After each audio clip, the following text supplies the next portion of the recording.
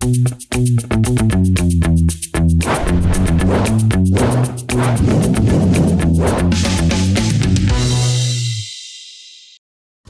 मैं संदीप कसालकर 3.OTV के इस खास शो क्रिप्टो क्राइम्स में आप सभी का स्वागत।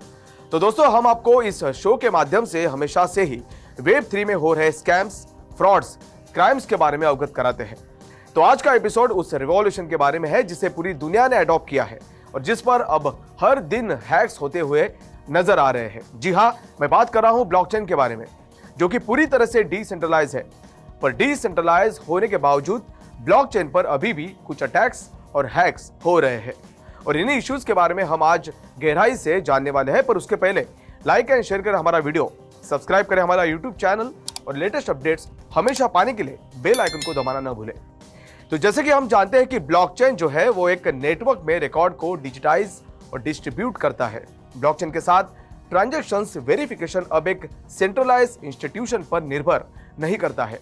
फेलियर का कोई भी पॉइंट या करप्शन डिसेंट्रलाइज स्ट्रक्चरल पैराडिगम का न केवल एक इनहेरेंट सिक्योरिटी बेनिफिट है बल्कि एक फंडामेंटल फिलोसॉफिकल और बिजनेस ड्राइवर भी है। ब्लॉकचेन टेक्नोलॉजी कई बिल्ट इन सिक्योरिटी फीचर्स से बनी है, जैसे कि क्रिप्टोग्राफी, सॉफ्टवेयर मेडिएटेड कॉन्ट्रैक्ट्स और आइडेंटिटी कंट्रोल्स। ये टेक्नोलॉजी एक्सेस को वेरीफाई करने, ट्रांजैक्शन रिकॉर्ड्स को ऑथेंटिकेट करने और प्राइवेसी मेंटेन रखने के लिए डिस्ट्रीब्यूटेड वे को इनेबल करके डेटा प्रोटेक्शन को सिग्निफिकेंट लेवल्स प्रदान करती है। हालांकि इन सिक्योरिटी इन्हांसमेंट्स के बावजूद ब्लॉकचेन मार्केट अभी भी सिक्योरिटी इश्यूज से भरा हुआ है। देखिए दोस्तों, जहां पैसा है वहां हैकर है और अनफॉर्चुनेटली ब्लॉकचेन नेटवर्क द्वारा इन दोनों का प्रसार हो रहा है। तो आइए देखते हैं इन सिक्योरिटी ब्रीचेस की वजह से कितना नुकसान हुआ है। तो एटलास वीपीएन के अनुसार डिसेंट्रलाइज्ड फाइनेंस रिलेटेड ब्रीचेस ने 2021 में सभी मेजर हैक्स का 76% हिस्सा बनाया, जिसमें अकेले थर्ड क्वार्टर में $1 बिलियन से अधिक का नुकसान हुआ।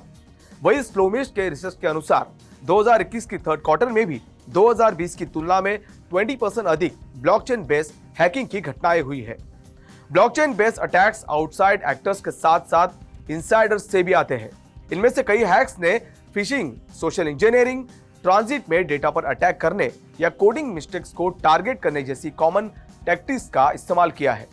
अब जानते हैं वो कौन से 5 फैक्टर्स है जिसकी वजह से ब्लॉकचेन सिक्योरिटी लैंडस्केप के लिए इश्यूज पैदा की है और इन इश्यूज की वजह से वेब 3 का भविष्य कैसे प्रभावित हो सकता है। इनमें से सबसे पहले इश्यूज की बात करें तो वो है न्यू ब्लॉकचेन एक्सप्लॉइट टैक्टिक्स, यानी नए ब्लॉकचेन टैक्टिक्स का फायदा उठाना। तो दोस्तों, न्यू टेक्नोलॉजीज हमेशा ही न्यू टूल्स और साथ ही एक्सप्लॉयटेशन के मेथड्स के साथ आती है और इसमें ब्लॉकचेन कोई एक्सेप्शन नहीं है।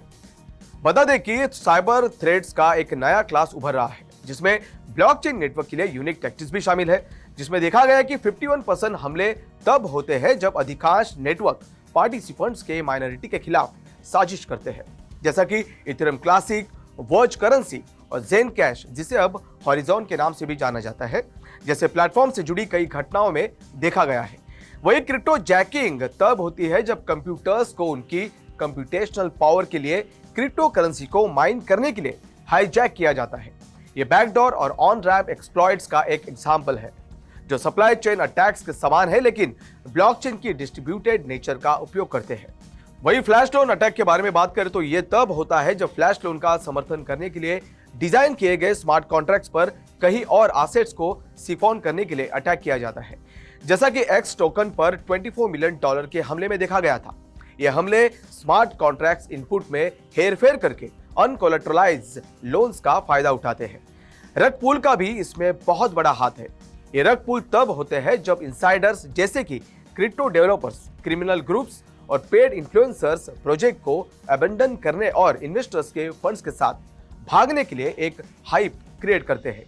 इस तरह की पंप एंड डंप स्कीम्स के परिणाम स्वरूप अकेले 2021 में 1300 से अधिक घोटालों में अरबों डॉलर का नुकसान हुआ है।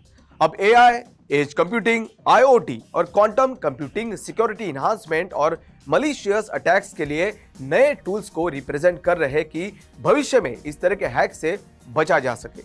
तो दोस्तों, आज के एपिसोड में हमने जाना कि ब्लॉकचेन पर हैक को अंजाम देने के लिए किस तरह की टैक्टिक्स का इस्तेमाल किया जा रहा है।